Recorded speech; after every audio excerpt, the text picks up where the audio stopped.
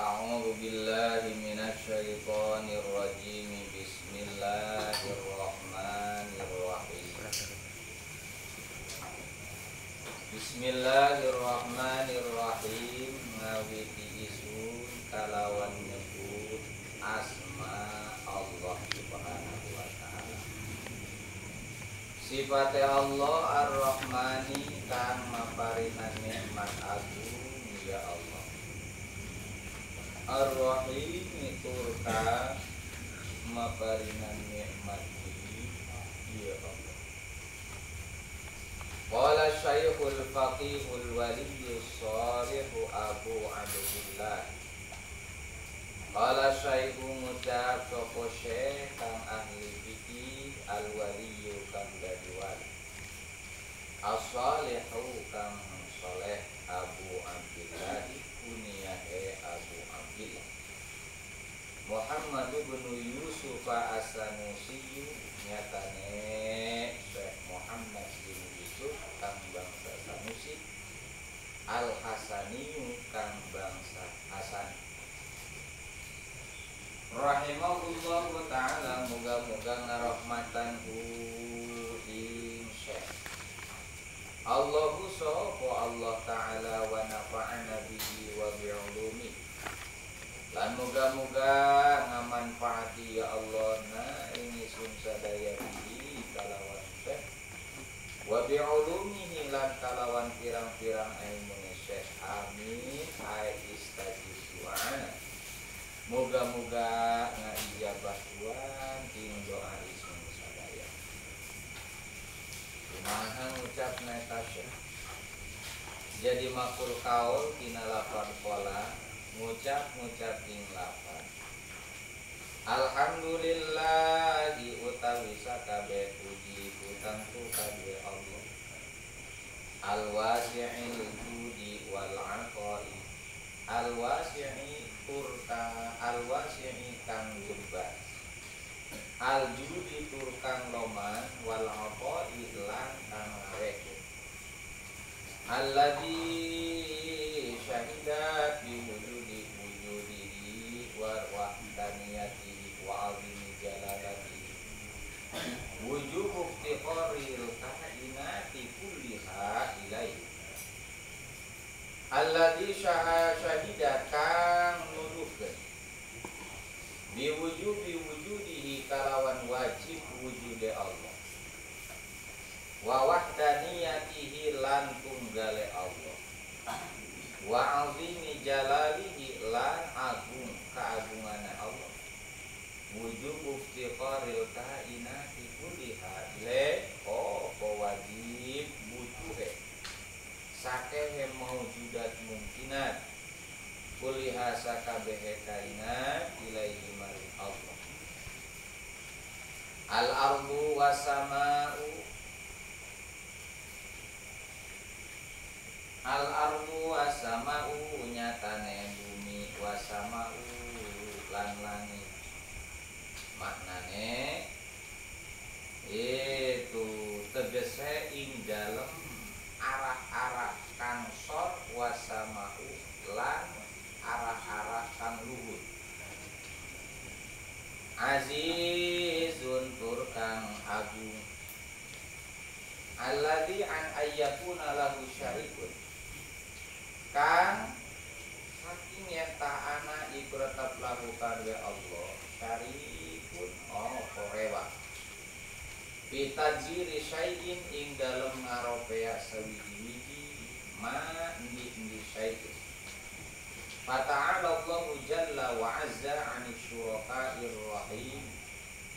Fata'ala maka maha suci sapa Allah jalla maha agung ya Allah. Wa azza lan maha gagah ya Allah 'ani syuraka'i saking pirang-pirang hewan. Ar-Rahimu Ar-Rahman kang banget welase tur kang banget welase. Menang Ar-Rahimu kang maparinan nikmat cilik Ar-Rahmanu tur kang maparinan nikmat agung. Alladzi 'amat ni'amuhul awalimu kulluha fala mukhlisalika min antil kan nikmat.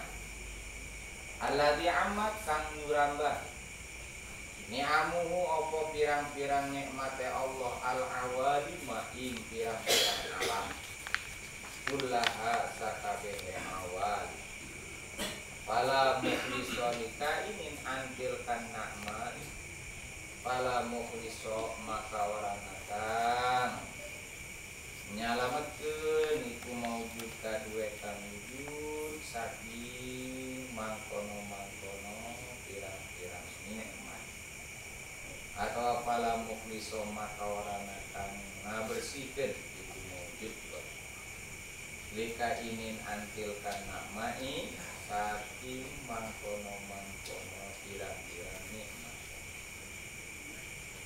al-wasi'u turkang jembar al-karimu turkang loman al-munfaridu turkang ijen bil ijadi kalawan ngawujudkeun falayustatamu syukur ni'ami maka ora den kawasani ohon ukuran pirang-pirang nikmate Allah illa bima huwa min ni'amihi amin kalawan barang kuaya barang iku tetap saking pirang-pirang nikmate Allah al jama'ul ghaniyul qudusu turkang agung tegese kang suci al qudusu kang suci fala wusula ila syai'in min fadlihi illa bimahdifati maka orana tepung iku maujud maring suwiji min fadlihi saking fadl Allah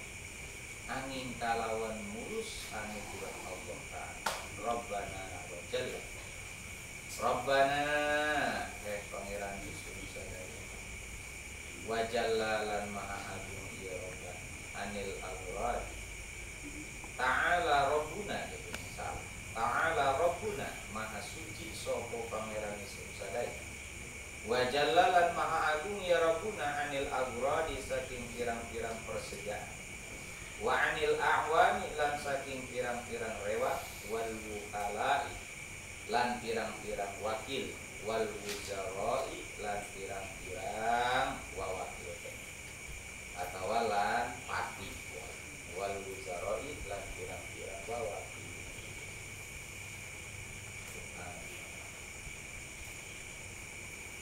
hadirin jamaah kaum muslimin yang dimuliakan Allah Subhanahu wa taala.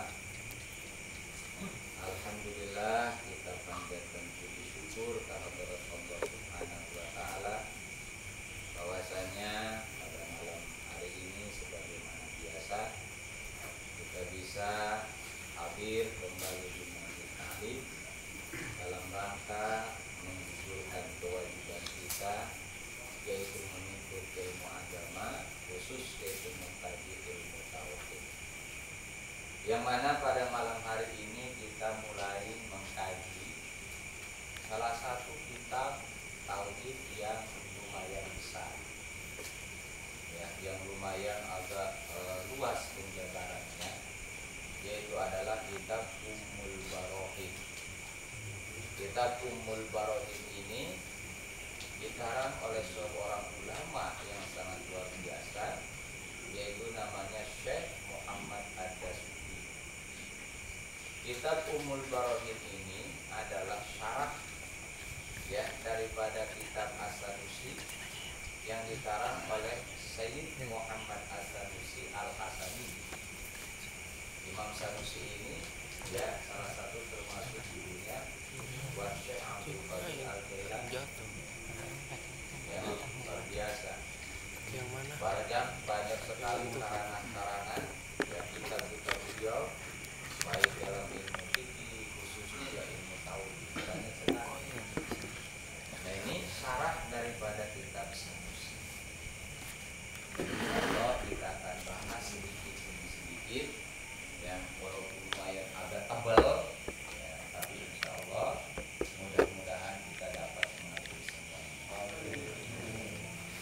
Hadirin jamaah yang dimuliakan Allah Subhanahu wa taala, baiklah kita awali mulai mengkaji kitab Ummul Barohim yang mana di awal kitabnya Syekh Muhammad Dasuki ini mengawali karangannya itu dengan memakai ataupun menuliskan basmalah.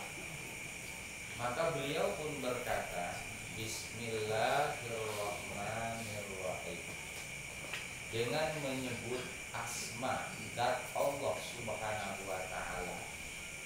Ar-Rahmani, sifat Allah Subhanahu wa taala yang banyak sekali memberikan nikmat-nikmat yang banyak, nikmat-nikmat yang agung.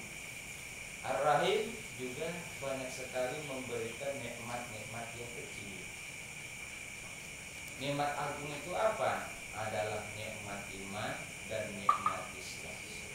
Nikmat kecil itu apa? Selain daripada nikmat iman dan Islam itu, ya, itu kecil.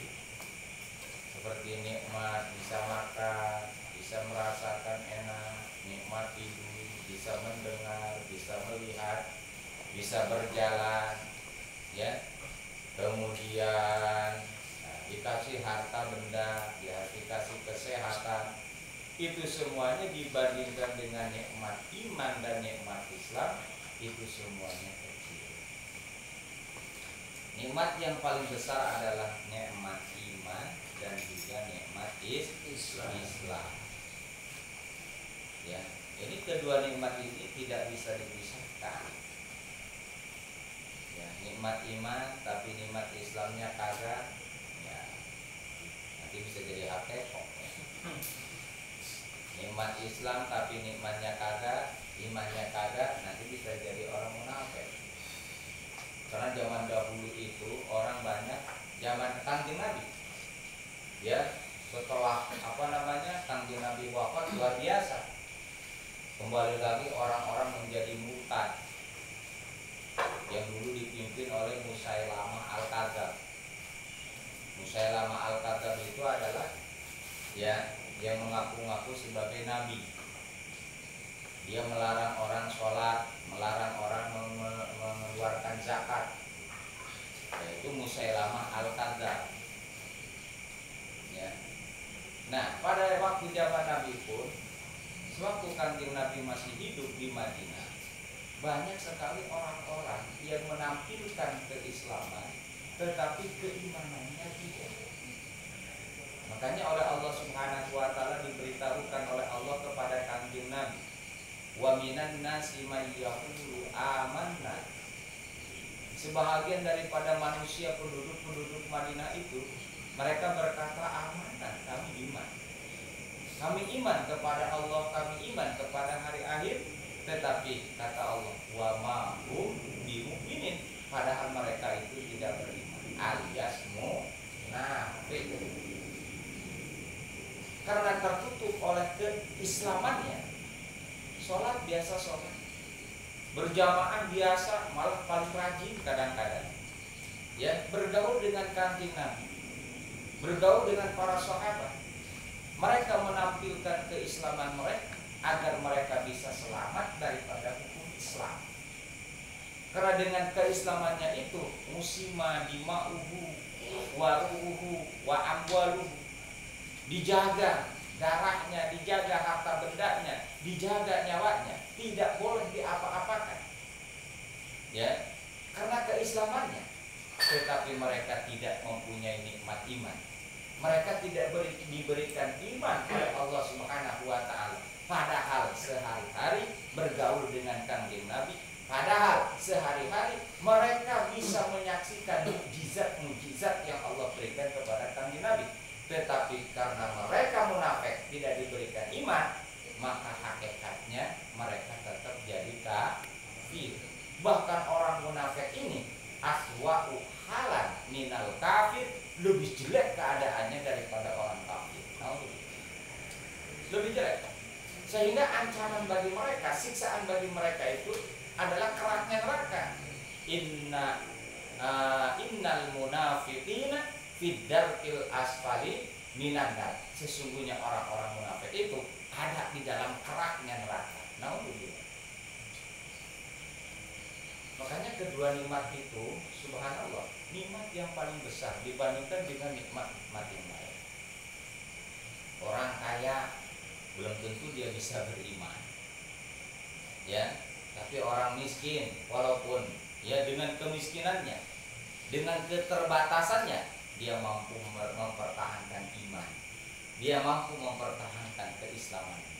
Nah, ini mudah-mudahan ya kita semua selalu ditetapkan, dikuatkan iman dan Islam. Contoh dulu siapa?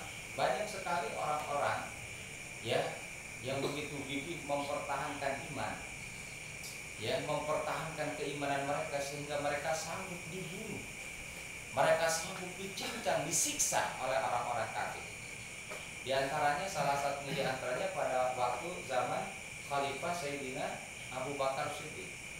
Sayyidina Abu Bakar Siddiq ini ya beliau menjadi khalifah, ditunjuk oleh orang-orang Islam, ditunjuk oleh mukminin sebagai khalifah Rasulullah selama 2 tahun.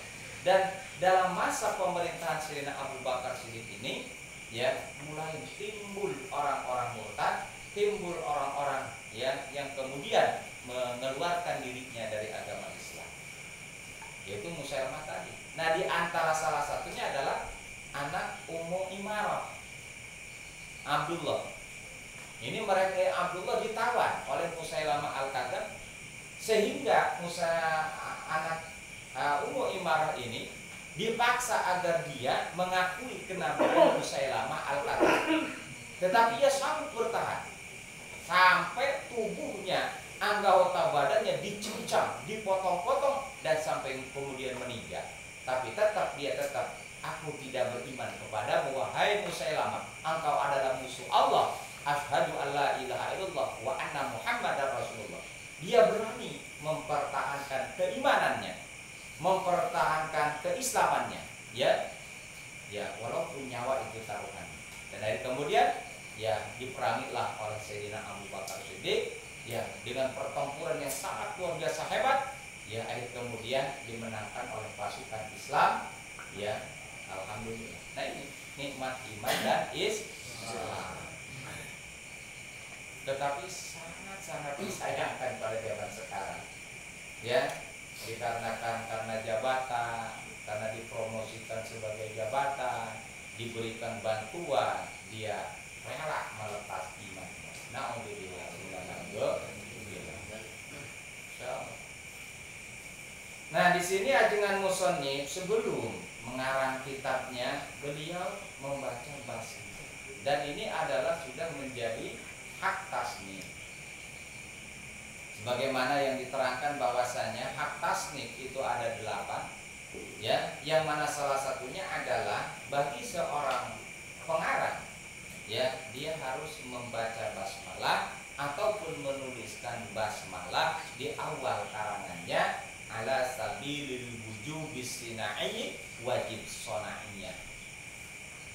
Kenapa? Karena supaya berkah nanti karangannya, ya, dan keduanya supaya bermanfaat.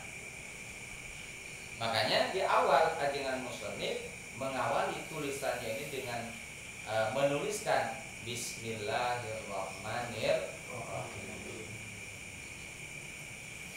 Selain daripada itu, karena mengikuti kitabullah, karena seluruh kitab-kitab Allah Subhanahu wa taala diterangkan dalam kitab Kasifatus saja, juga kitab-kitab yang lain bahwasanya seluruh kitab-kitab Allah yang diturunkan kepada para nabi dan rasul-rasulnya itu semuanya diawali dengan bismillah, tetapi dengan bahasa yang berbeda.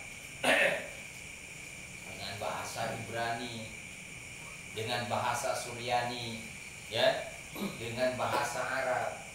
Dan Al-Quran diturunkan oleh Allah dengan memakai bahasa Arab. Kenapa? Karena Rasul yang diutus oleh Allah Subhanahu wa ta'ala adalah Kanjeng Nabi Muhammad. Kanjeng Nabi Muhammad orang Mekah, dan orang Mekah itu berbahasa Arab. Maka Al-Qur'annya oleh Allah diturunkan dengan memakai bahasa Arab. Bukan berarti kalam Allah yang qadim itu bahasa Arab, tidak. Ya, kita udah bahas di dalam sifat kalam. Ya. Karena memang disesuaikan oleh Allah Subhanahu wa ta'ala. Nabi-nabi yang terdahulu kebanyakan hampir 90% itu adalah dari kaum Yahudi, dari kaum Israel. Ya, mereka berbahasa Ibrani, mereka berbahasa Suryani.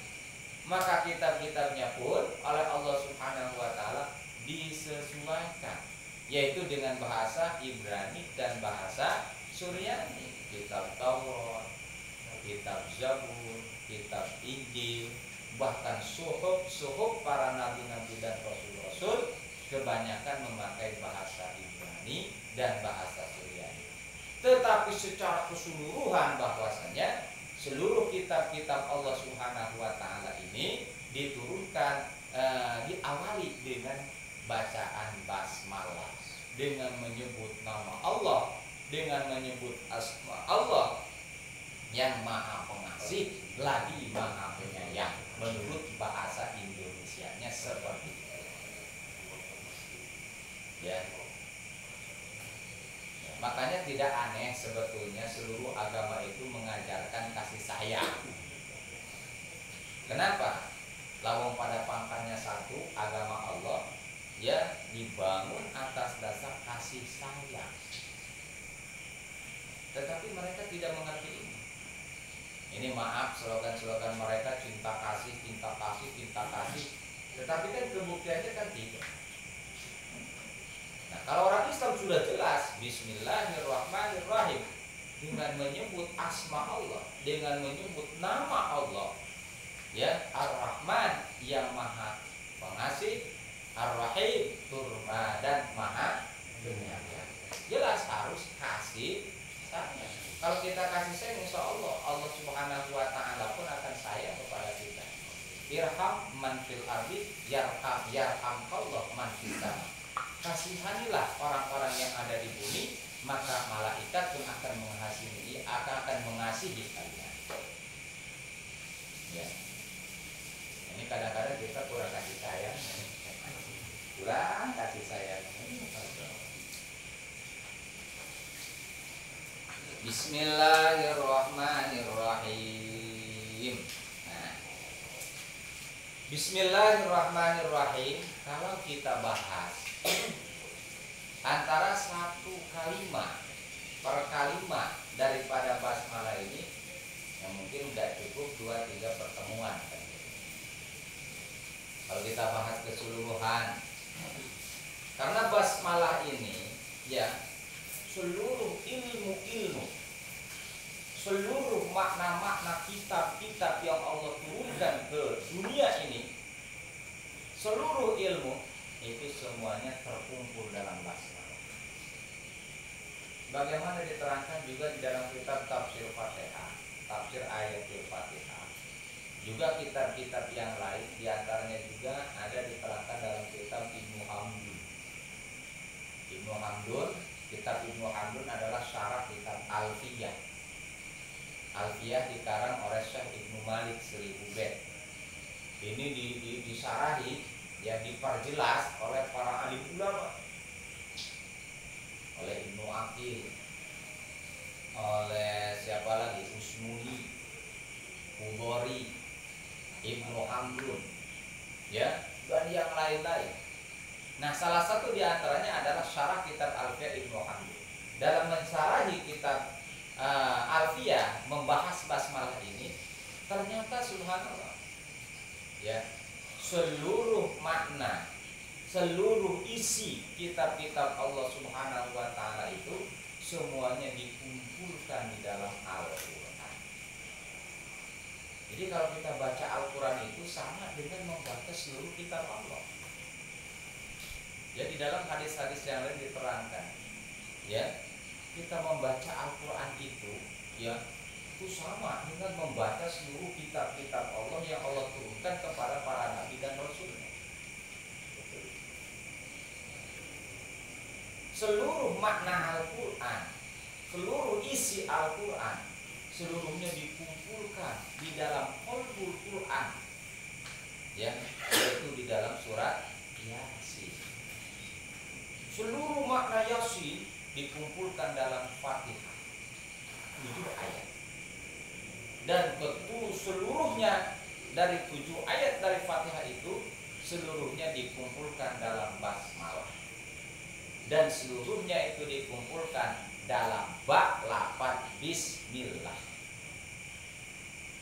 Makanya menurut ahli tauhid dan menurut para ulama-ulama yang lain, makna ba itu adalah sangat-sangat luas. Seakan-akan Allah Subhanahu wa taala berkata, bi kana makana wa bi yakunu ma yakun. Denganku, kata Allah, akan wujud apa yang akan wujud. Ya, wujud ya seluruh yang wujud, dan akan wujud ya, dan akan wujud perkara yang akan diwujudkan. Bi kana makana wa bi yakunu ma yakun. Begitu. Ya. Makanya para wali-wali Allah, maaf, yang sudah diberikan karomah oleh Allah, yang doanya mustajab, itu kadang-kadang nggak banyak baca doanya. Cukup dengan bi saja. Bi sudah jadi. Nah, bi saya sudah begitu jadi. Kalau kita langsung, kita mau harus terus banyak doa, harus terus kita berbeda dengan wali.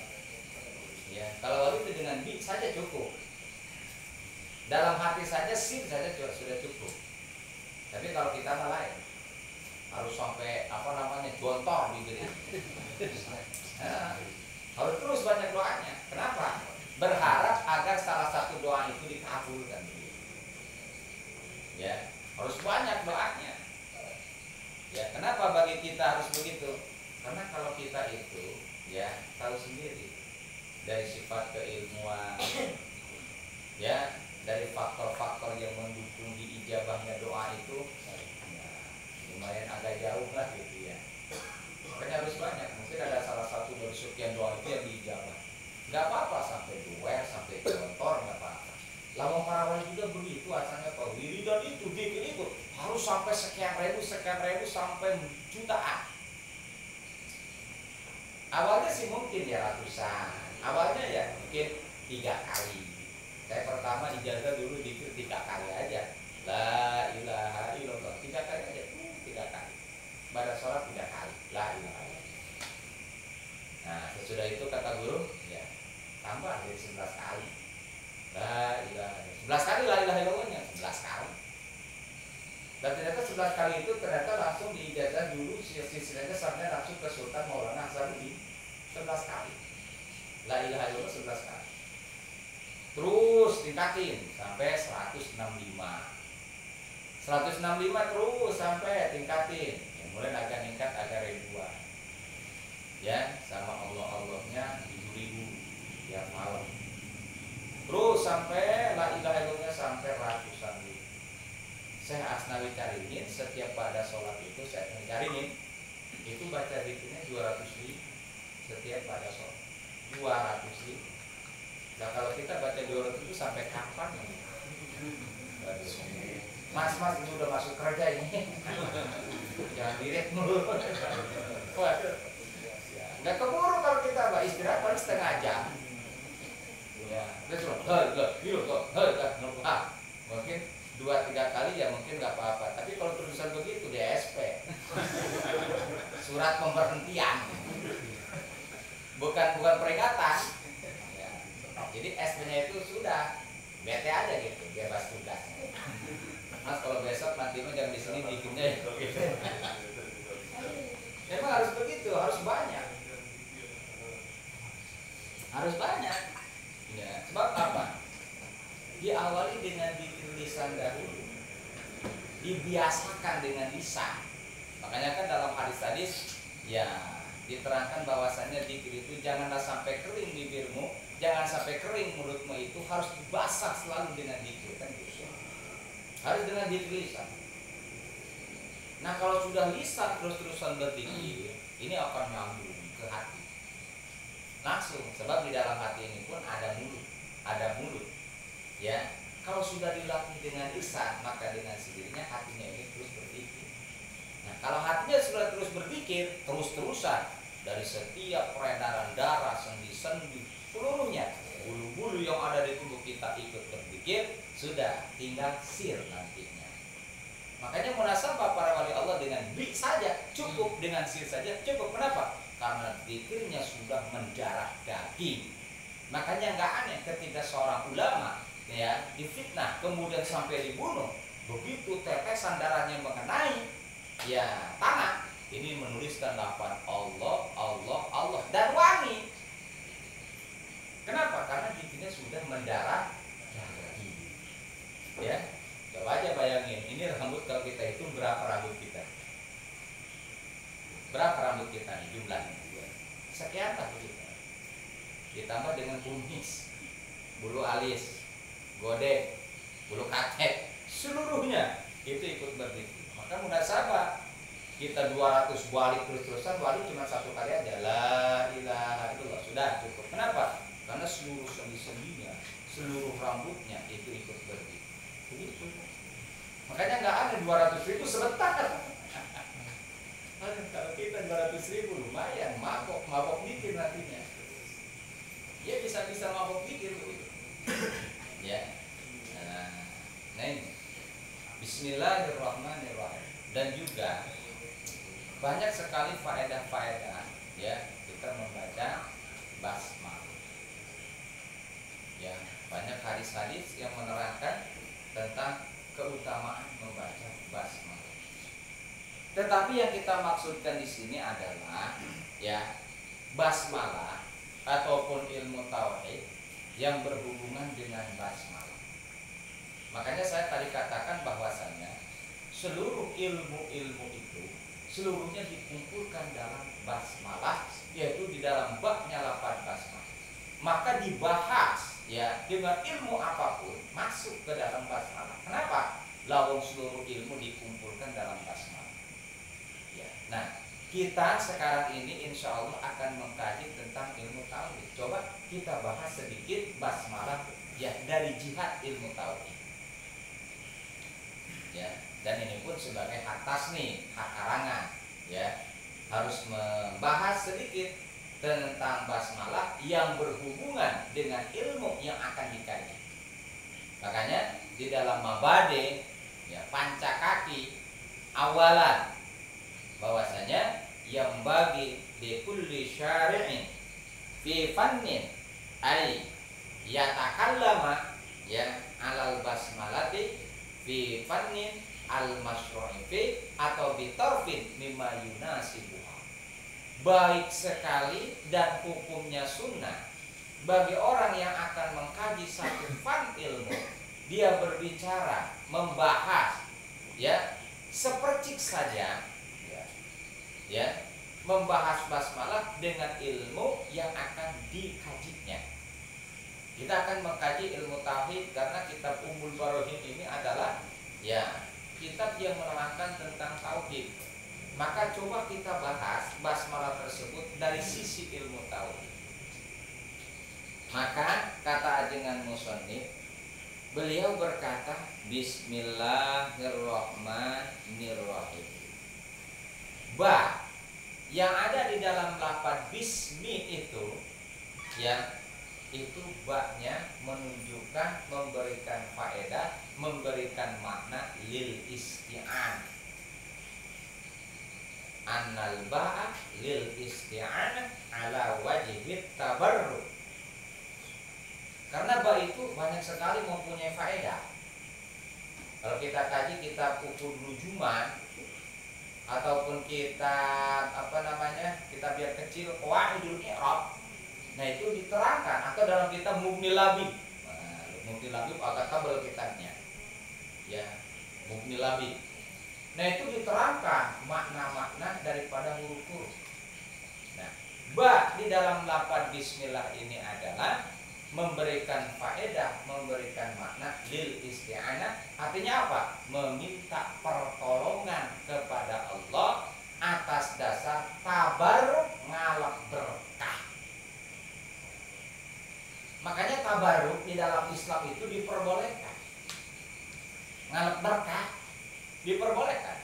Lah kalau gitu berkah ada kiai banyak di dalam Al-Qur'an ya banyak sekali diceritakan berkah, tempat-tempat yang diberkahkan, makanan yang diberkahkan, ya.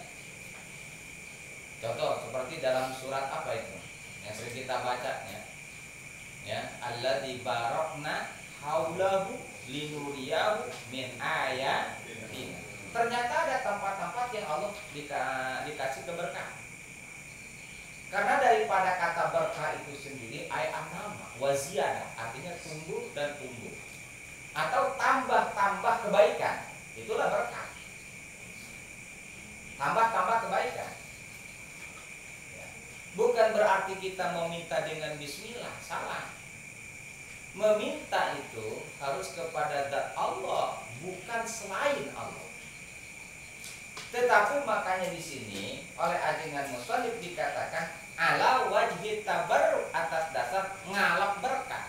Membaca basmalah, hakikat minta kepada Allah dengan bacaan basmalah ini kita ngalap berkahnya agar anu. Ya kalau daerah Jawa sih nggak asing ngalap berkah kan gitu. Ya ngalap barokah. Ya, memang ngalap berkah itu memang bahasa Jawa, dari ngalap. Ngalap itu kan ngambil. Kalau bahasa Sunda kan nyokot berkah kan. Nyokot. Ya. Ngambil berkahnya kata orang Betawi. Kalau orang Jawa ngalap barokah. Ya, ngalap berkah. Boleh. Saya mau ngalap berkahnya nih. Ziarah ke makam Wali Anu. Saya ngalap berkahnya nih, tabarukan. Mau pakai jubah ulama Anu. Ngalap berkahnya nih, ya, itu. Pada hakikatnya yang kita ambil barokah itu bukan dia yang mempunyai barokah, tetapi Allah Subhanahu wa taala. Nanti kita bahas masalah tabaruk nanti. Jelas tadi. Nah, jadi jelas di sini adalah bahwasanya di dalam lafaz bismillah ini adalah menunjukkan lil isti'anah ala wajhi tabarruk. Jadi ajengan musannif ngalap berkah, minta kepada zat Allah, ngalap berkah dengan membaca basmalah agar kalangan beliau ini bermanfaat, bisa berguna, bermanfaat bagi orang-orang. Tabaruk. Ya, kita kadang-kadang aja suka tabaruk. Ya, Kiai tolong ya makannya jangan dihabisin. Saya mau ngalap barokah. Enggak apa-apa. Ya. Karena dari sisa makanan itu sendiri pun mengandung berkah. Bahkan bisa menjadi obat. Kata hadis Nabi, su'urul muslimin ya dawa'u. Sisa-sisa makanan orang mukmin itu ada obat gitu. Menjadi obat. Ya. Gitu.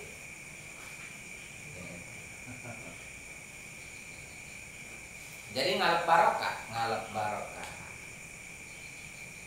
Bismillahirrahmanirrahim.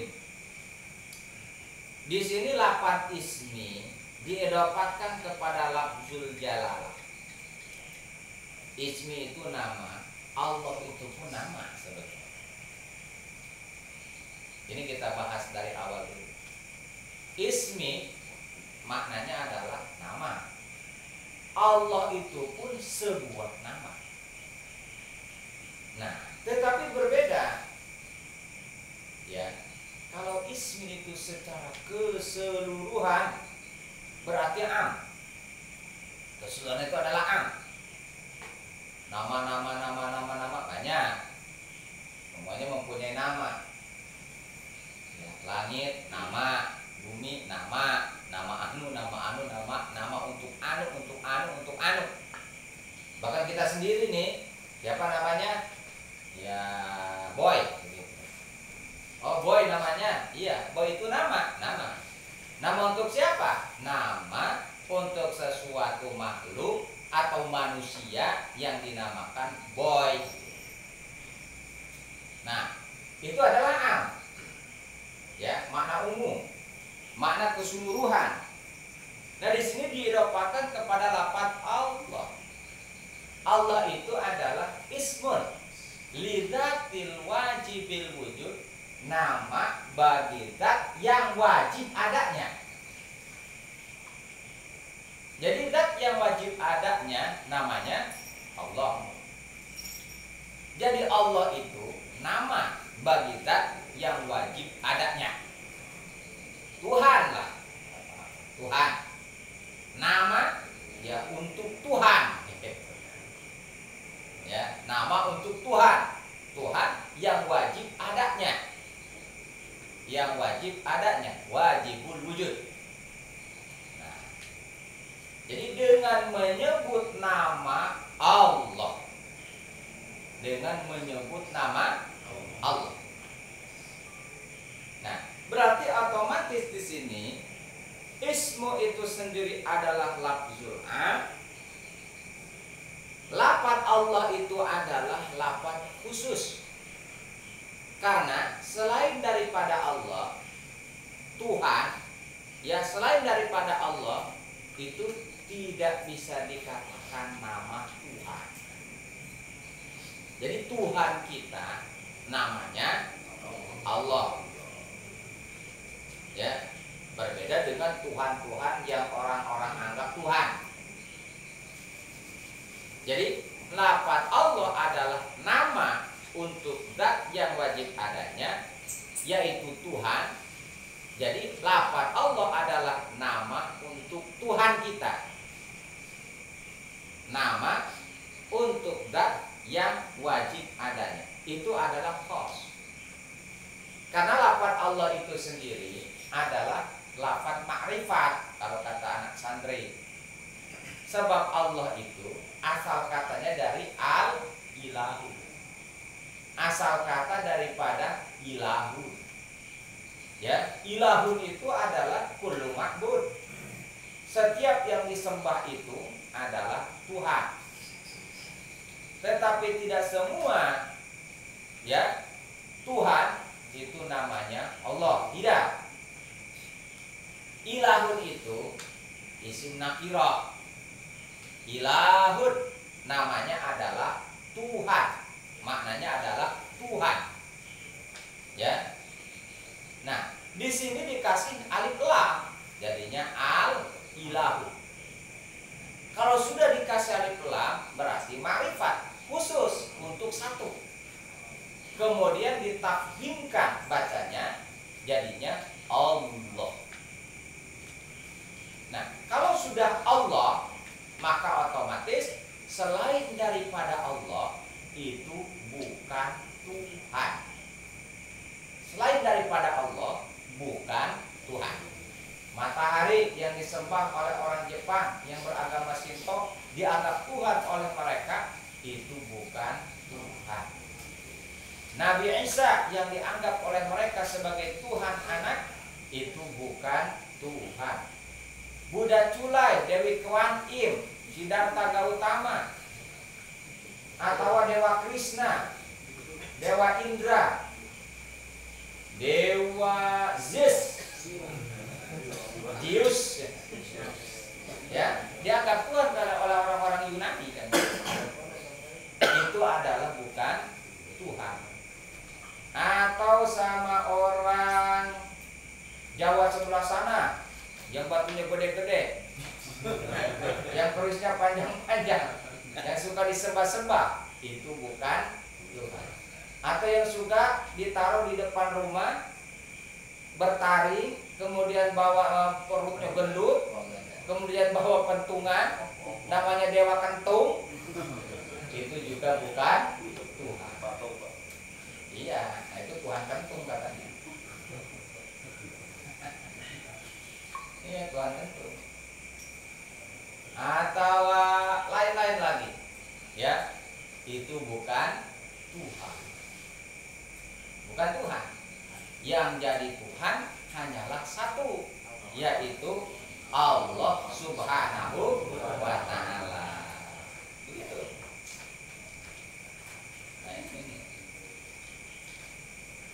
Nah, berarti di sini adalah idofat lafaz ismu kepada lafaz Allah itu adalah min idofatil am lil khas, mengidofatkan lafaz yang umum kepada lafaz yang khusus.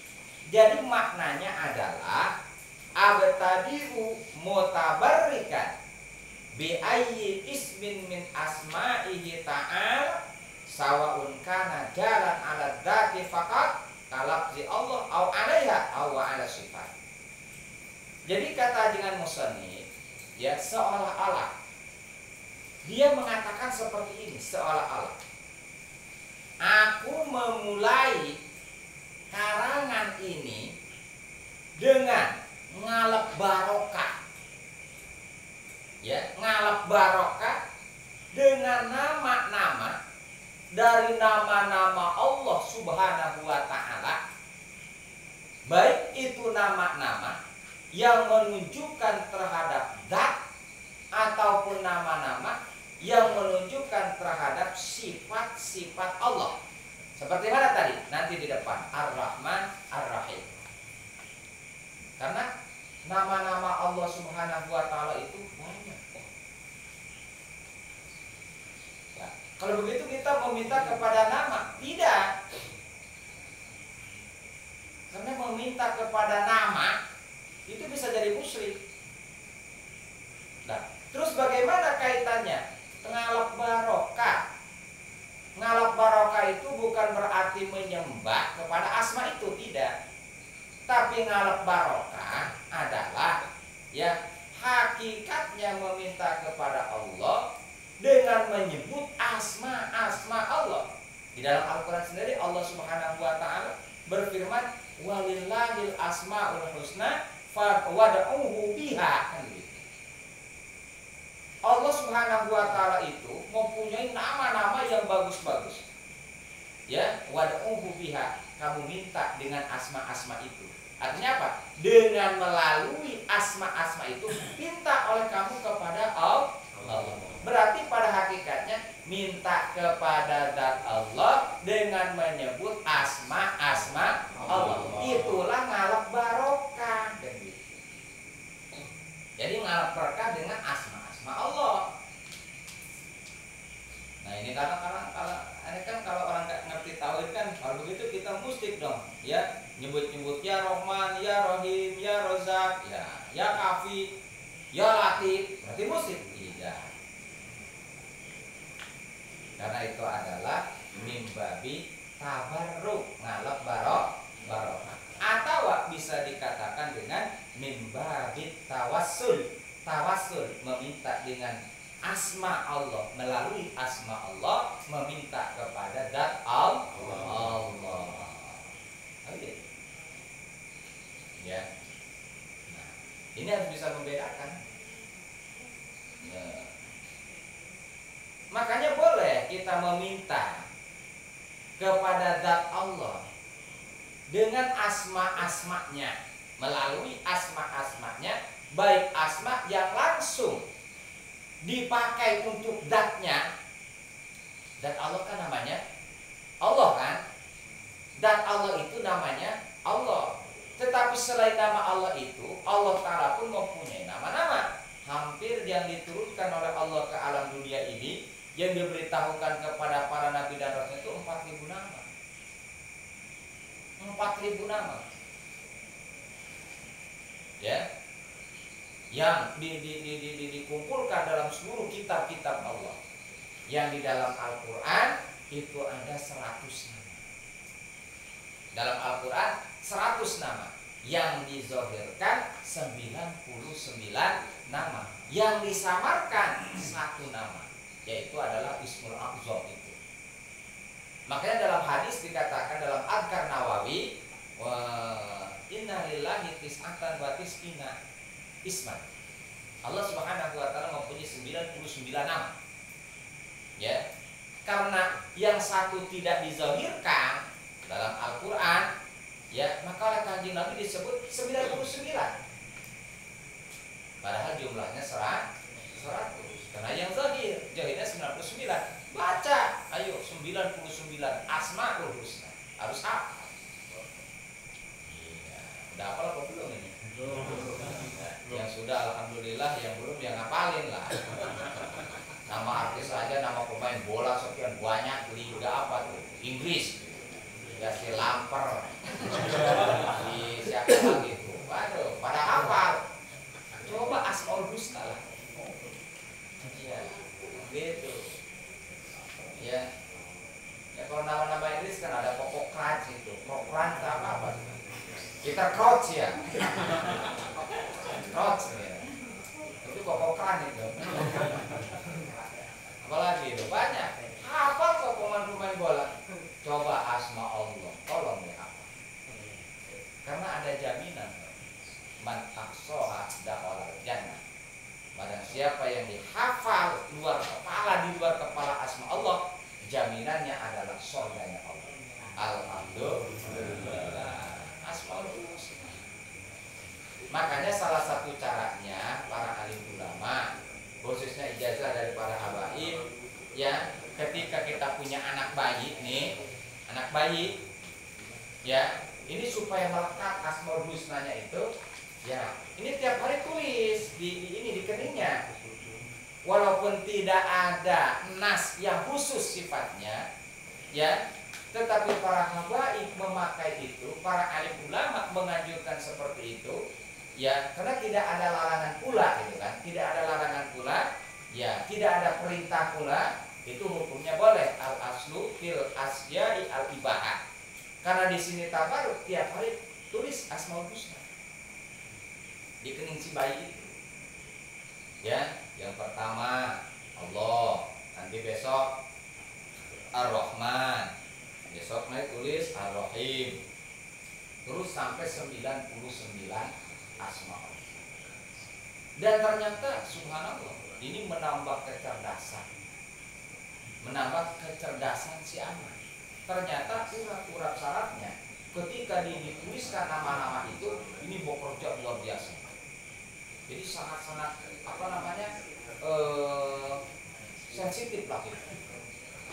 Ya, sangat sensitif, artinya bisa menangkap pelajaran luar biasa. Dan daripada itu berkahnya, jadi insya Allah ketika ia sudah besar, ya, karena memang sudah dititipkan asma-asma Allah, insya Allah tidak akan melenceng dari aturan Allah. Gitu. Ya. Gimana kalau kita ini nggak punya bayi, bikin bayinya. Ya, bikin lagi nggak jadi masalah. Ya, anak yang pertama belum ditulisin, anak yang kedua belum, batu bikin lagi anak yang ketiga nggak jadi masalah. Anak yang ketiga udah, anak keempat bikin lagi. Aduh, nah, ini saya mah susah ngapalnya, nggak apa-apa, besok tulis di sini Asmaul Husna. Yang kodek, nggak apa-apa. Aduh, itu masih bayi. Nah, walaupun itu tidak ada anjuran, tidak nas yang khusus ataupun tidak ada nas yang qat'i, tetapi karena itu tidak dilarang, tidak jadi masalah. Boleh. Dalam tinjauan fikih, ya boleh. Boleh. Nah, karena ala wajib tabarruk tadi.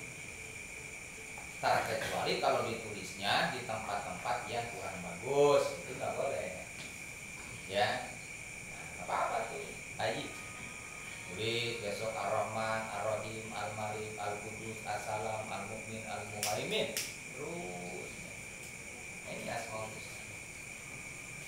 Nah, maka oleh karena itu jelas bahwasanya asma-asma Allah Subhanahu wa Ta'ala ini adalah asma-asma yang diturunkan oleh Allah, yang diberitahukan oleh Allah kepada para nabi-nabi dan rasul-rasulnya, bukan bikinan nabi, bukan sebisa-bisanya para rasul, tidak.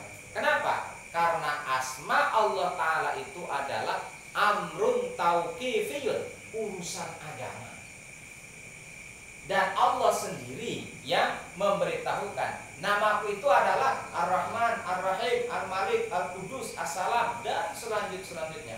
Ini adalah dari Allah, bukan sebisa-bisanya para nabi dan rasul, tidak. Makanya dari asma-asma itu sendiri Allah kasih keberkahan. Allah kasih keberkahan. Ya, makanya kata Allah, ayo, Allah mempunyai asma-asma yang baik. Silakan kamu minta, silakan kamu berdoa dengan melalui asma-asmaku, kata Allah. yang sudah kita tamat kemarin tuh ngaji kitab Asmaul Husna-nya, itu kan luar biasa. Oh, kalau kita baca Ar-Rahman ini faedahnya ini, kalau baca Ar-Rahim ini lafaznya ini luar biasa. Karena memang itu adalah diperintah oleh Allah. Coba kalau seandainya kita tidak dikasih tahu oleh Allah nama Allah, kira-kira tahu nggak? Nanti bisa salah nama. Mungkin Mbah Bejo bisa dianggap jadi Tuhan kan? Ya Bejo kan nggak bisa. Karena asma Allah ini dari Allah, Allah sendiri yang ngasih nama, Allah sendiri yang memberitahukan nama ya Allah ya kepada para nabi dan rasul, kemudian disampaikan kepada umat-umat. Ini loh, nama Tuhan kita adalah Allah, yang menciptakan langit dan bumi itu Allah. Qul man rabbus samawati wal arda qulillah. Katakan olehmu Muhammad, siapa yang memiliki, yang menciptakan langit dan bumi? Katakan olehmu Muhammad, Allah. Jadi jangan sampai salah nama. Kalau salah nama ini repot urusannya. Ini siapa ini? Ahmad. Ini Ahmad mana nih? Ahmad banyak. Ya. Jadi harus betul-betul, harus benar. Nah, ini nama zat yang wajib adanya Allah. Jadi Tuhan kita namanya Allah. Ya. Maka kalau tanpa nama kayaknya kita juga nggak mengenal Allah. Ya kan? Karena bisa sesuatu diketahui itu karena ada nama. Karena ada nama. Jadi nama itu luar biasa penting kan? Lu mau cari siapa? Ya saya mau cari orang. Ya namanya siapa? Pokoknya orang aja. Iya orang kan punya nama siapa? Pokoknya orang. Saya nggak tahu namanya. Ya sampai mati juga nggak bakalan ketemu lah. Ya orang kan banyak kan. Jadi nama. Ya nama. Makanya jangan sepelekan nama. Apalagi kita orang Islam, nama itu harus benar-benar bagus. Ya. Nama ini siapa ini? Nama saya Jablay. Nama Jablay. Ya. Nama siapa? Ya, nama saya Ngatiem. Nama siapa? Tukul. Nama siapa? Ngadimin. Jadi harus benar-benar nama itu harus bagus. Harus bagus. Makanya kalau namanya sekarang jelek, maaf ya, sunnah diganti. Sunnah diganti. Namanya siapa? Kirdun. Waduh, nama Kirdun. Kirdun itu apa artinya? Nyemot. Panyemot sini, panyemot sini. Jangan marah. Kenapa? Karena Kirdun. Ya. Itu Kirdun. Kalau kopnya dibaca patah, ya, dalnya dibaca kasar, jadinya kari kan. Iya kan, kalau Kirdun kan dikasrokan kan Kirdun. Coba kalau dipatahkan jadinya Kardi. Ada kan nama Kardi di sini? Maaf. Itu harus diganti nama tuh.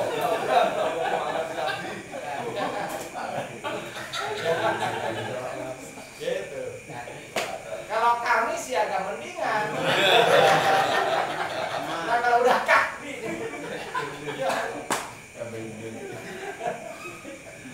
Kalau Kardi itu kormon, bagus, tanduk. Makanya jangan macam-macam, tegas orangnya. Karena ketanduk kan. Makanya dulu terkenal seorang raja namanya Dzulqarnain. Raja Dzulqarnain itu adalah orang, ya seorang raja, ya yang menguasai dari Masjid sampai Maghrib, bahkan yang mengurung Ya'juj wa Ma'juj. Diceritakan dalam surat Al-Kahfi. Itu Dzulqarnain. Itu dari kornon, kornon itu adalah tanduk. Gitu. Itu maaf gitu kan. Bagus itu kornon. Makanya tambah lagi. Ya, Dzulqarnain. Dzulqarnain. Bagus.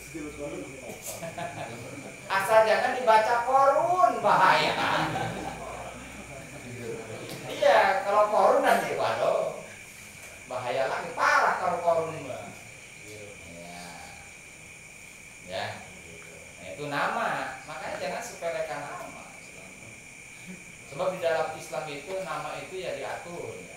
Harus sesuai dengan ya agama. Gak boleh sembarangan. Nama lu siapa? Inggris. Nama siapa? Tony. Tony. Nah, sekalian dia tambahan Syekh kan gitu. Syekh Tony. Ya mentang-mentang di Al-Quran banyak nama, ini sekalian dia dikasih nama siapa? Sakim. Nama siapa? Jahim. Nama siapa? Sakor. Ya, nama-nama neraka. Ya. Benar. Karena nama itu ya tadi itulah sebagai daripada doa diantaranya nama. Kan amin babi tafa'ul kan. Nanti kalau dikasih nama Sakim, Sakim itu artinya orang yang sakit terus-terusan. Makanya badannya nggak pernah gemuk, sakit terus-terusan. Karena namanya Sakim. Ya, gitu. Sakim itu maknanya sakit. Ada juga Jahim. Nah, Jahim itu hitam. Kalau neraka Jahim. Karena di neraka itu nggak pernah terang. Hitam terus-terusan. Gelap loh. Asbab. Nah ini kadang-kadang kalau gitu ngasih nama, masya Allah. Nah, jadi harus bagus. Nah ini nama Allah. Allah itu adalah nama untuk zat yang wajib. Di sini jelas bahwasanya dengan mengucapkan Bismillahirrahmanirrahim, yang mana ajaran musannif mengatakan dengan menyebut asma Allah, dengan menyebut nama Allah. Allah itu kan tadi nama untuk zat yang wajib adanya. Berarti di sini menunjukkan terhadap akidah, ya apa? Menunjukkan akidah bahwasanya Allah Subhanahu wa taala itu adalah wajib adanya, gitu. Fa fihi isyaratun ila aqidati wujubil wujud. Di sini menunjukkan bahwasanya ini menunjukkan terhadap akidah wajib adanya. Siapa? Allah Subhanahu wa taala. Begitulah maksudnya. Jadi enggak sembarangan.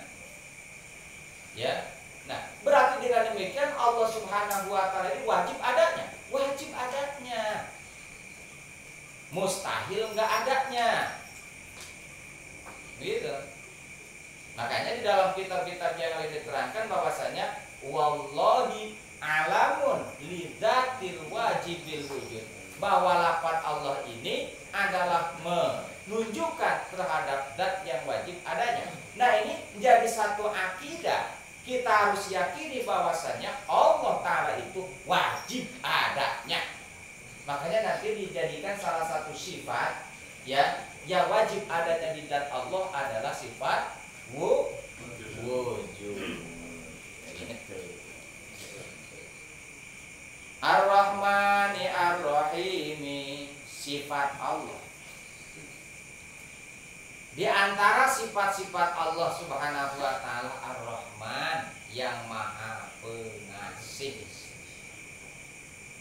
Menurut ahli ma'ani dan yang lain-lain, arti Ar-Rahman adalah Al-Mun'im bijalailin ni'am, yang memberikan nikmat dengan nikmat-nikmat yang besar. Itu diantaranya tadi.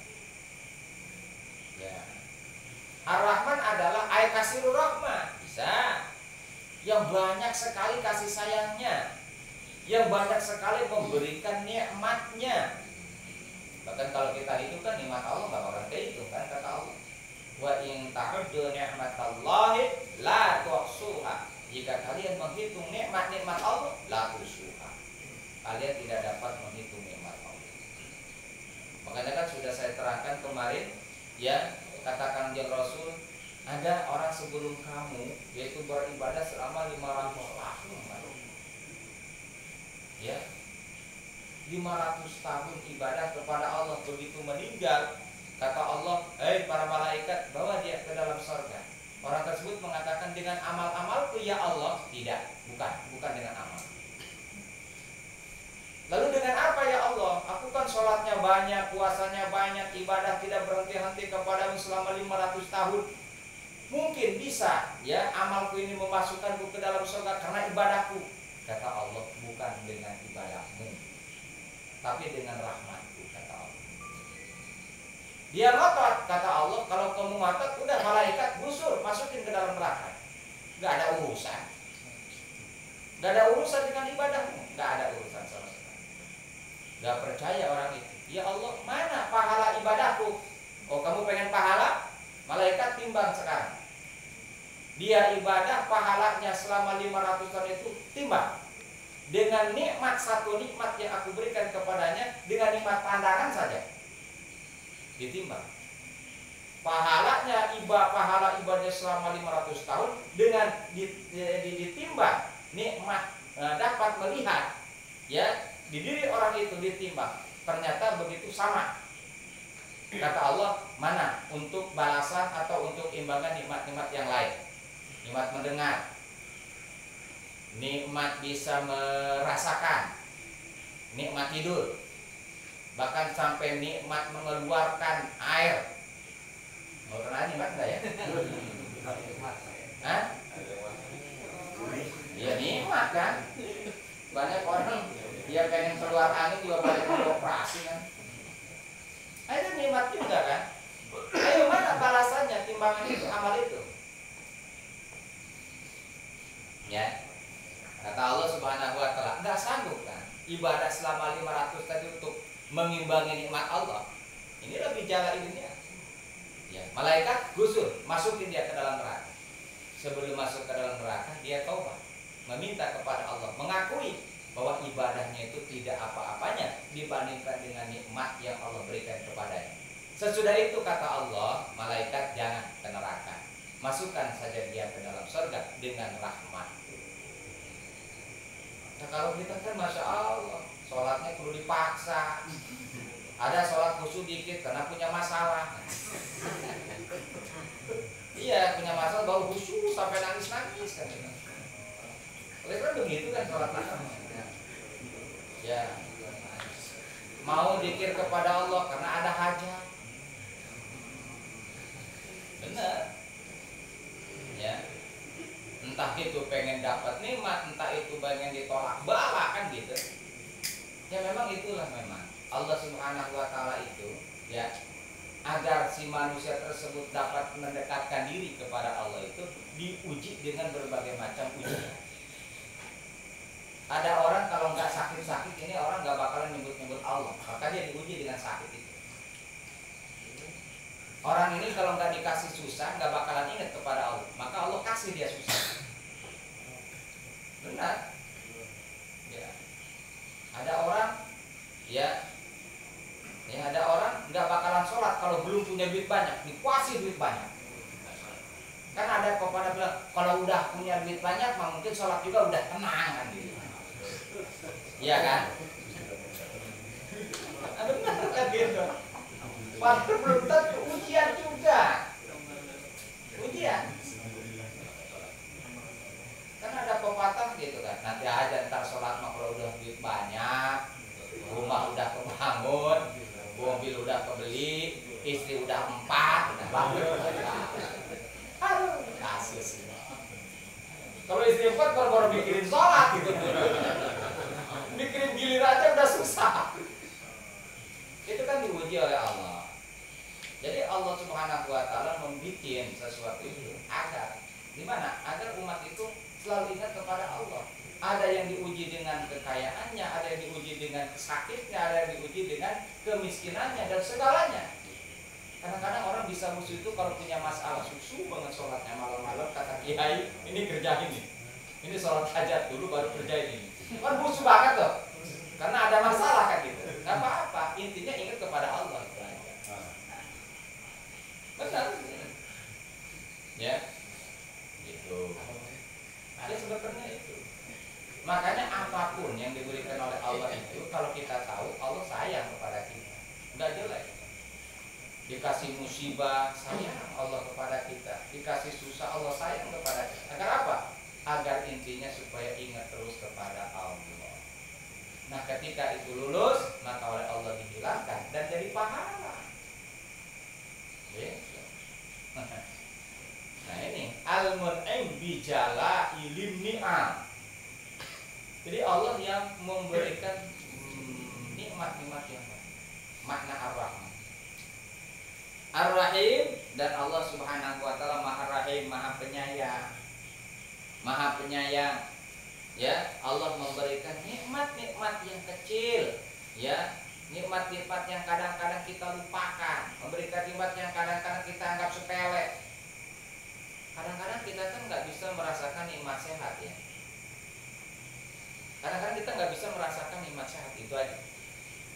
Tapi ketika kita diberikan sakit oleh Allah, baru terasa enak amat makan jengkol, enak amat makan panggang ayam, enak amat makan angin. Coba kalau lagi sakit, enak kayak.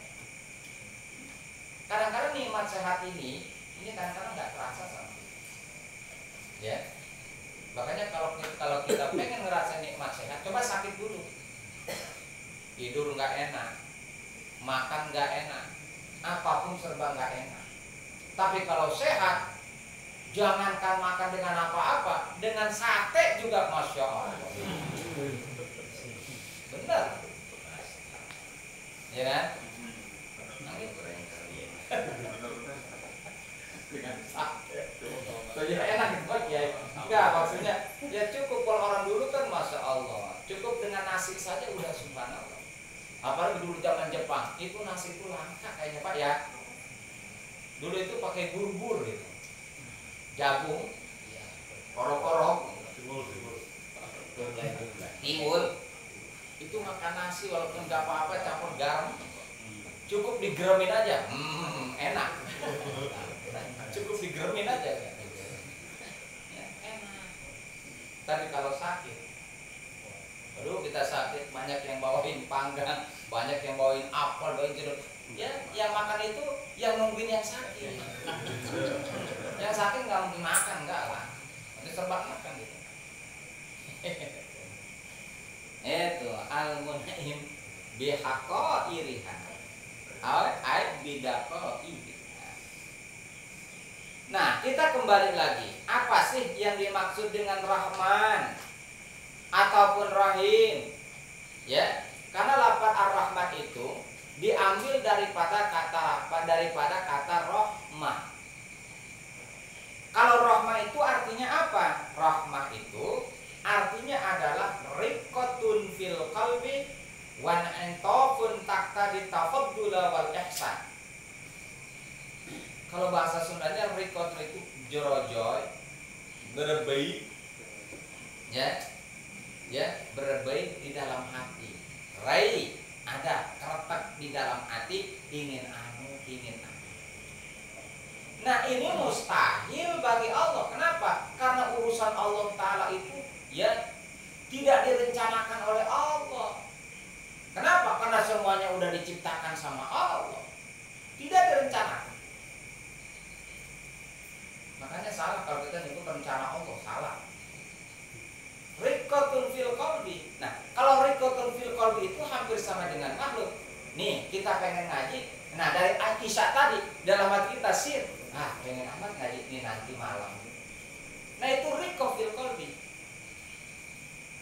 Pas begitu dia cewek cantik, waduh. Pengen amat ini nyandung. Itu rai jangan. Ya kan. Siapa yang enggak ngiler kan tahu sendiri namanya laki-laki. Selama masih ada syahwat tetap aja. Ada syahwat kan? Normal ya, normal. Berarti kalau lihat perempuan enggak itu ya berarti enggak normal. Enggak, maksudnya bukan begitu. Jadi ada planning, ada rencana atau ada sir di dalam hati itu anu untuk anu. Nah, Allah Ta'ala tidak begitu. Kenapa? Karena semuanya sudah diciptakan sama Allah. Ya, kita udah kalau kita kaji kitab sifat Allah qudrat dan iradah, itu seluruhnya sudah ditakdirkan oleh Allah. Begitu. Ya. Karena dalam ilmu tauhid itu salah bicara itu nanti bisa berubah maknanya. Salah bicara bisa berubah maknanya. Contoh kita misalkan begini, terserah yang di atas. Nah ini kita tinjau apa yang dimaksud di atas itu.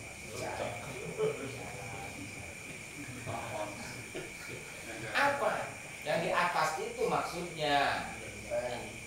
Ya, wah pokoknya saya mah bagaimana terserah yang di atas aja. Mantap itu ngomong begitu. Kayak ahli tauhid begitu. Ya kalau hak kan kalau orang Jawa kan susah mengucapin hak.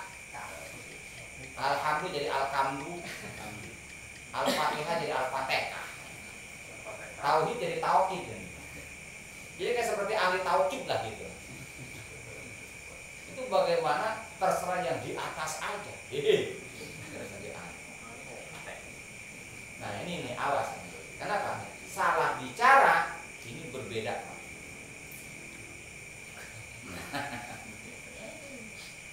Riqatun fil qalbi wan itafun taqtadi tafaddul wal ihsan.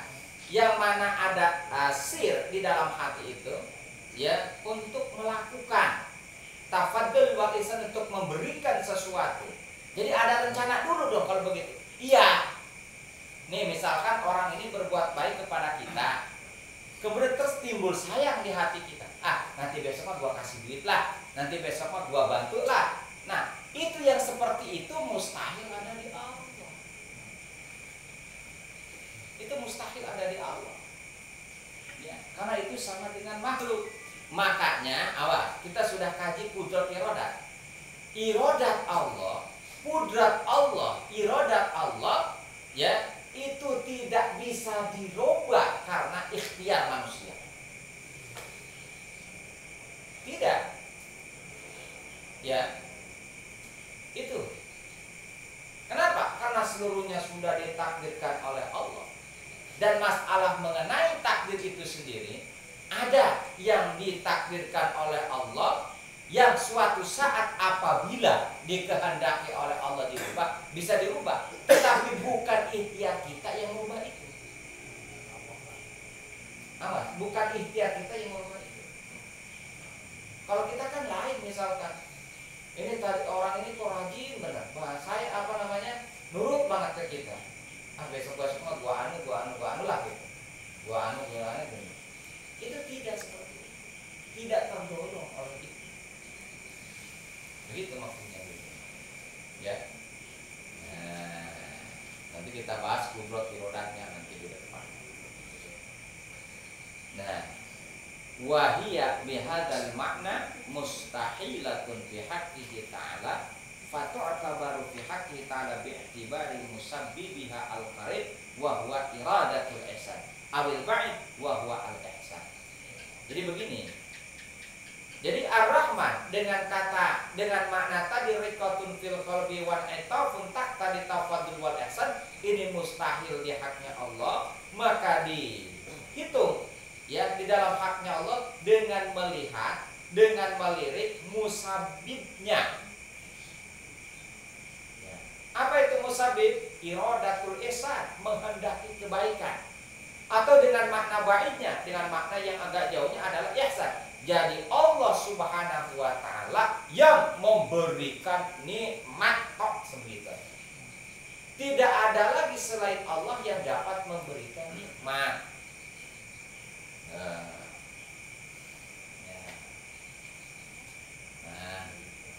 Ar-Rahim juga sama. Nah berarti di sini di dalam tanda lafaz Ar-Rahman Ar-Rahim ini berarti menunjukkan selain nama Allah itu Allah, selain nama Allah itu Allah, ada nama-nama Allah yang lain begitu. Karena di sini oleh Allah sendiri juga di dalam awal surat Fatihah dikatakan Bismillahirrahmanirrahim. Allah sendiri menyebut Ar-Rahman Ar-Rahim, berarti menunjukkan ada nama-nama Allah selain lafaz Allah, tetapi ada nama-nama Allah Ta'ala yang lain, model Ar-Rahman, model Ar-Rahim, dan yang lain-lain. Berarti menunjukkan di sini ada asma-asma Allah. Gitu. Masih panjang bahasanya. Wallahu a'lam bishawab. nanti dari segi hukum insya Allah ya. Aduh masih panjang nanti ditinjau dari muta'alaknya juga panjang. Wallahu a'lam bishawab. Kita ngaji dulu nih riwayat Kanjeng Nabi. Bismillahirrahmanirrahim.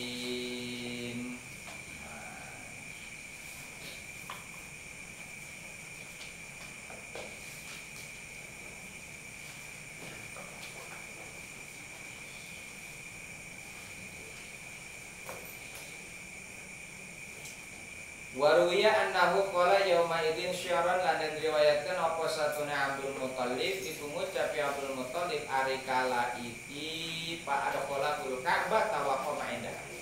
Syaran ing syiiran. Baca syairannya ini Abdul Muthalib kakek Kanjeng Nabi.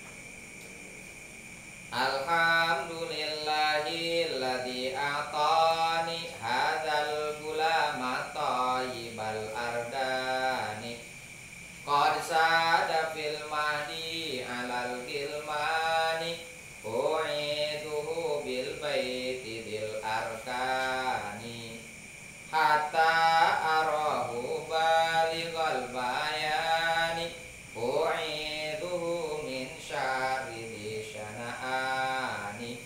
min hasidin muttaribil ainani anta alladhi sumita fil qur'ani ahmadu makubun alal jinani shalla alaika allahu fil ahyani. Ketika Sayyidina Abdul Muthalib, kakek Kanjeng Nabi Shallallahu Alaihi Wasallam, ketika Rasul dilahirkan oleh ibundanya, Ibu Aminah, beliau pada waktu itu sedang duduk-duduk di Ka'bah, waktunya di sekitar Ka'bah, bersama pembesar-pembesar kaum Quraisy pada waktu itu.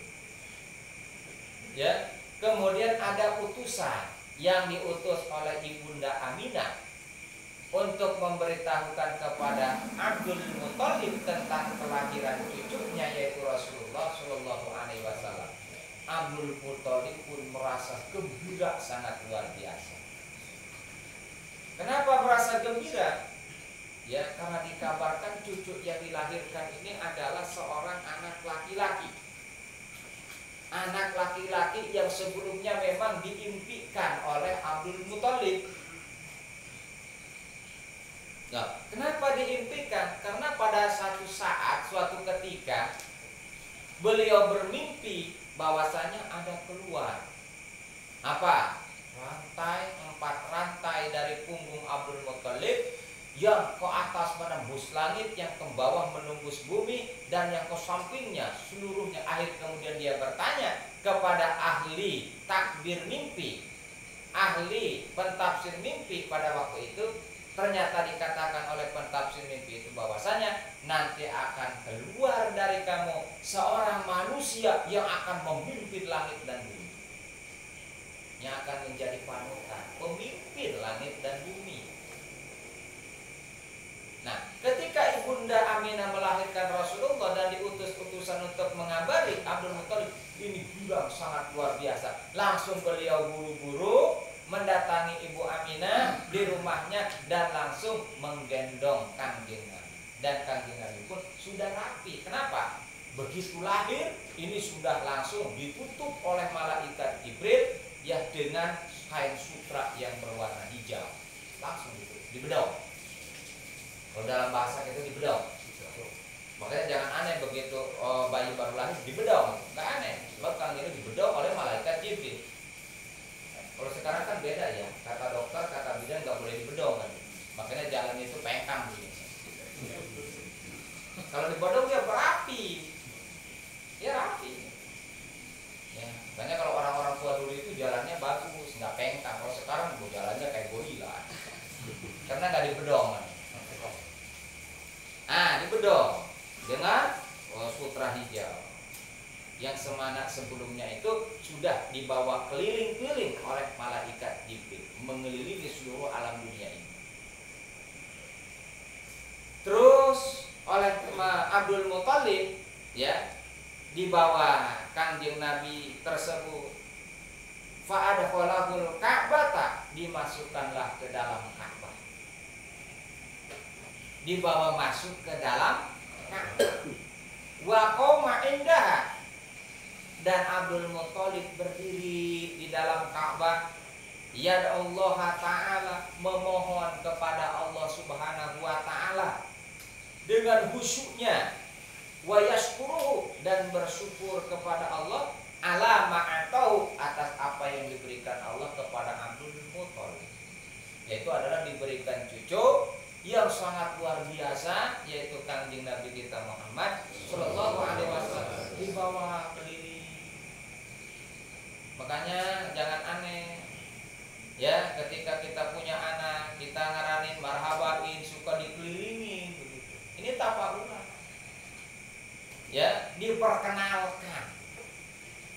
Karena Kanjeng Nabi pun begitu lahir kan diperkenalkan, dibawa keliling oleh malaikat Jibril, diperkenalkan.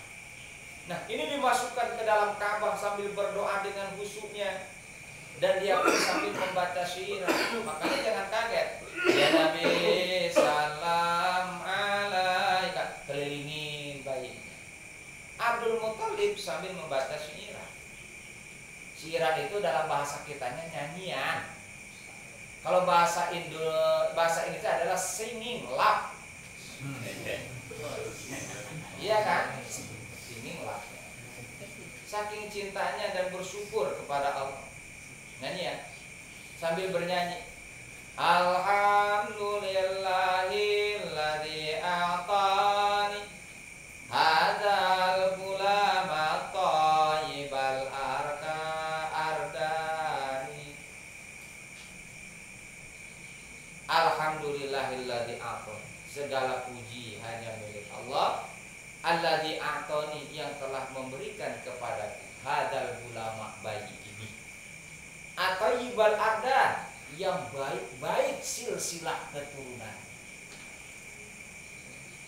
Ini memuji kepada Allah dan langsung bersyukur kepada Allah, beliau telah diberikan cucu yang silsilahnya itu baik seluruhnya. Makanya kata Kanjeng Nabi itu, anak yarun min khiyarin min khiyarin, aku ini adalah yang terbaik dari yang terbaik dari yang terbaik. Kanjeng Nabi silsilah Kanjeng Nabi itu satu pun, dari keturunan Kanjeng Nabi, dari Abdul Muthalib sampai ke sana itu tidak ada yang kafir. Ya. Walaupun pada zaman jahiliyah itu ya, ini penduduk Quraisy itu menyembah berhala, tapi Abdul Muthalib tidak. Ya. Keturunan Kanjeng Nabi suci. Bahkan bersih daripada perbuatan zina. Kalau orang Quraisy, jahiliyah Quraisy ini, maaf, masya Allah, perempuan pada waktu itu nggak ada harganya. Ya, ketika diperhatikan oleh suaminya ketika ada maunya, ketika istrinya haid, sudah tidurnya di kandang onta, nggak boleh di rumah. Itu. Nah, silsilah Kanjeng Nabi adalah orang-orang yang baik, dari yang terpilih, dari yang baik, dari yang baik. Makanya kan kalau kita nikah itu memang ada pilihan kan, ada pilihan. Di antaranya adalah wali hasabiha, karena kita melihat keturunannya. Walaupun mukanya agak pas-pasan dikit, kan itu maksudnya 4,5 lah begitu. Tapi karena melihat keturunannya baik, nah ini mudah-mudahan akan menimbulkan keturunan yang baik. Kenapa? Karena dari sifat gen itu nggak bisa dipisahkan. Ada tetesan.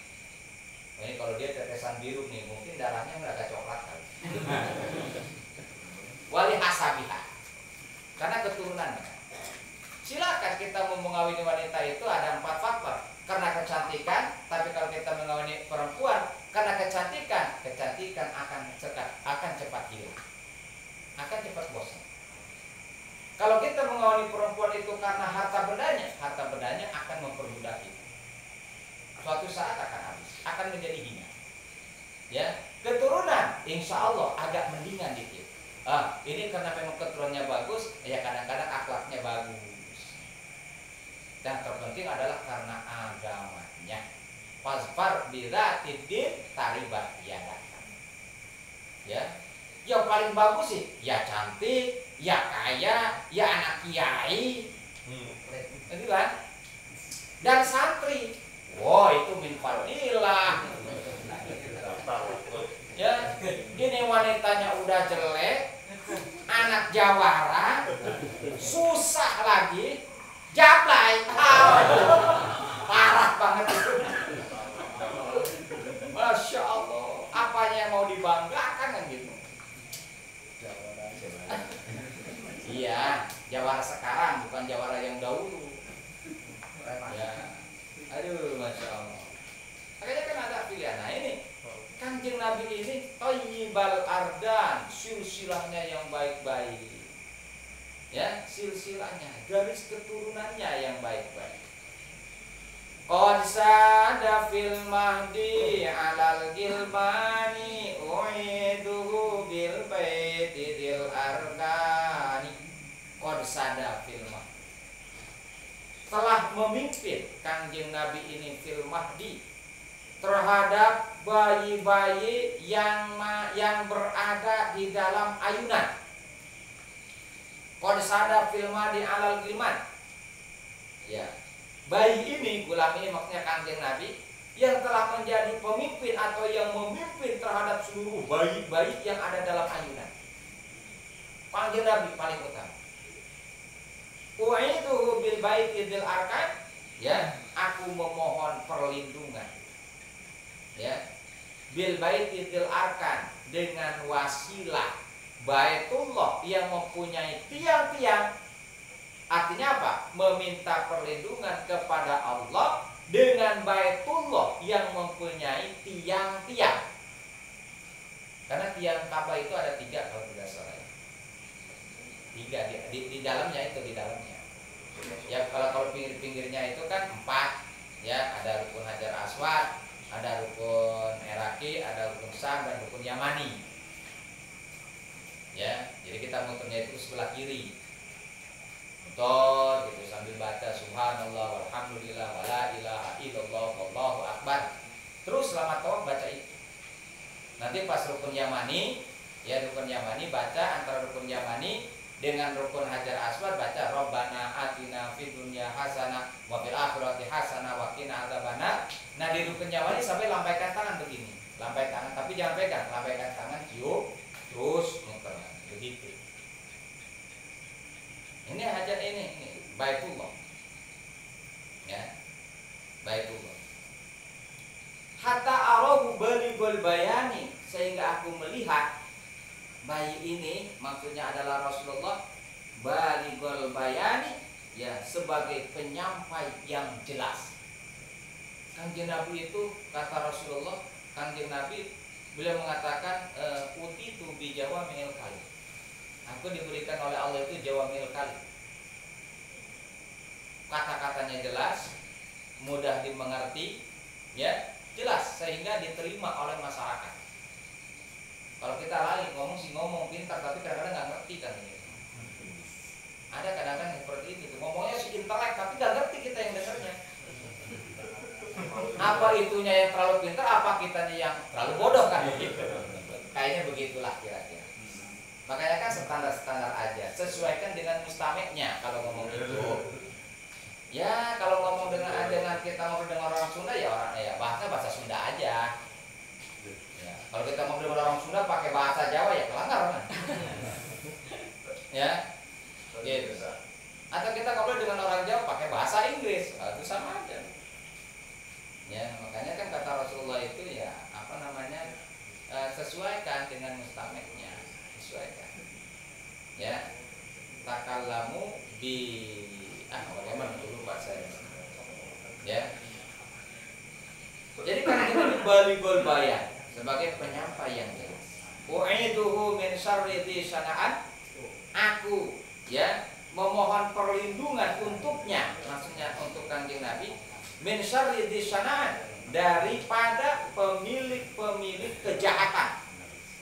min hasidin, dari orang yang dengki, mutoribil ainani, yang gentayangan kedua matanya. Maksudnya apa? Gentayangan kedua matanya itu ada yang selalu bulir mencari kesempatan.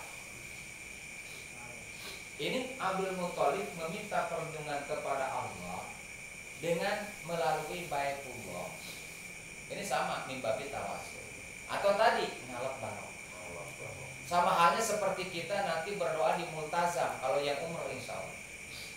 Salah satu tempat yang paling ijabah adalah berdoa di multazam. Multazam adalah tempat yang berada di antara pintu Ka'bah dengan Hajar Aswad. Di situ multazam. Kita doa. Ya. Doa di situ. Ya kalau bisa doanya yang sudah maksur ya, ada udah ditulis. Ya. Nanti dibagiin kali kalau bagi yang umroh. Itu di situ multazam, doa. Ya. Karena itu adalah tempat ijabah. Nah, ini Abdul Muthalib berdoa meminta perlindungan kepada Allah agar Kanjeng Nabi ini diselamatkan dari pemilik-pemilik kejahatan, dari yang hasud, yang dengki, dan selalu yang selalu gentayangan kedua matanya.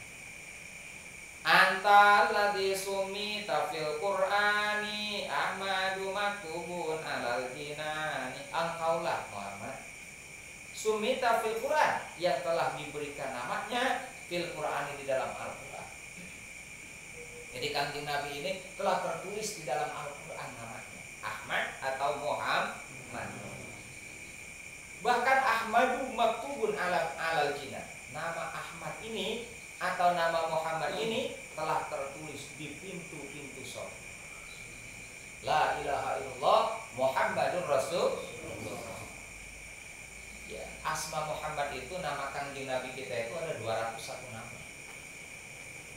Al-Aqib, Al-Hashir, Al-Mahi, Al-Mundir, An-Nadir, Al-Bashir. Itu adalah nama-nama Kanjeng Nabi. Rasulullah, Rasulul Malahim, apalagi ya, Sahibul Malahim, Sahibul Liwa'i, dan yang lain-lain. 201 nama. Nanti bisa dilihat di dalam kitab Marqatun Najah. Ada di situ ditulis. Atau bagi yang sudah mempunyai kitab Dalailul Khairat, nah silakan cari di kitab Dalailul Khairat. Ada asma-asma Kanjeng Nabi. 201 nama. Ya, baru tahu ya. Shallallahu alaikallahu fil ahyani. Shallallahu alaikallahu fil ahyani. Semoga Allah merahmatimu wahai cucuku Muhammad fil ahyani, di dalam setiap waktu. Di dalam kitab yang lain diterangkan ada ditambah dengan ini. Ahmaduhu fisirri wal i'lani haqqan 'alal islami wal imani. Ya Rabbana bil Mustafal Adnani ikfir dunubi summa lisyani. Ayat kemudian ikfir dunubi summa lisyani. Ya Allah, ampunilah seluruh dosa-dosaku dan bereskanlah kelakuan-kelakuanku. Dengan siapa? Dengan berkah Kanjeng Nabi Muhammad Al-Mustafal Adnan, yang terpilih dari golongan atau keturunan Adnan. Sama ketika kita mengucapkan Ya Rabbi bil Mustafa balik maqasidana waghfir lana ma madha ya wasi'al karam. Itu mimbabi tawasul kepada Kanjeng Nabi. Ya Rabbi bil Mustafa, wahai Tuhanku, bil Mustafa, dengan Kanjeng Nabi Muhammad yang terpilih. Ya, balik maqasidana, ya capaikanlah, sukseskanlah tujuan-tujuan kami. Gitu. Waghfir lana, ampunilah dosa-dosa kami. Ya wasi'al karam, wahai yang luas ya pemberiannya. Itu sama mimbabi tawasul kepada Kanjeng Nabi. Ya, ya Rabbi bil Mustafa. Nah inilah. Wa subhana man abraza wallahu a'lam bissawab. Hadirin jamaah yang dimuliakan Allah Subhanahu wa taala. Sampai sini dulu, dan insya Allah kita minggu besok ya masih ngaji ya, mungkin untuk itu penutupan sementara dulu, karena insya Allah ya kalau panjang umur dan tidak ada halangan, mungkin untuk ya berangkat umroh itu malam Senin kan ya, malam Seninnya. Jadi ya besok masih ada satu lagi sambil ya kita tawasulan, mohon kepada Allah agar tadi selamat dalam perjalanan. Dan mudah-mudahan juga mendapatkan umroh yang mabrur. Mudah-mudahan yang bagi belum umroh insya Allah didoakan hebat bisa umroh. Amin. Ya, nabung dulu lah 50 tahun mah insya Allah. Ya. Nah kemudian nanti ya, dan ini kan udah yang bagi belum ijazah nggak apa-apa, bisa langsung ijazah, udah saya izin, izin nggak apa-apa diamalkan, tata caranya udah ditulis di sini ya bagi yang mau mengamalkan. Ini adalah hizbul Al-Quran, azabul Al-Quran atau hizib para sahabat dahulu. Jadi ada yang menghatamkan 1 minggu sekali, ada yang menghatamkan 3 hari sekali, ada yang menghatamkan 1 hari sekali. Tapi bagi jamaah yang memang kondisi waktu kadang-kadang tidak memungkinkan, nggak apa-apa 1 minggu 1 kali itu dulu. Dan nanti kalau udah lulus 1 minggu sekali udah hatam, nanti insya Allah untuk kedepannya nanti bisa diijazah langsung dengan qalbul Qur'annya. Qalbul Qur'annya itu adalah setiap surat daripada Al-Quran itu ada 1 ayat yang menjadi qalbu surat itu. Maka ketika kita membaca qalbul Quran itu membaca ayat-ayat pilihan yang menjadi ya pilihan ataupun qalbunya di surat-surat Quran itu. Maka insya Allah segala tujuan insya Allah akan cepat dikabul dengan berkah membaca Al-Quran. Apalagi kalau membaca qalbul Qurannya. Orang sekeras apapun ini maaf ya, kalau sudah keambil hatinya insya Allah mudah kan gitu. Mudah kan begitu ya. Ini bapaknya jawara, galak, kita anaknya waduh takut. Ya supaya bisa hatinya keambil oleh kita seperti apa kan gitu. Ambil ya gitu. Insya Allah dipermudah kan gitu.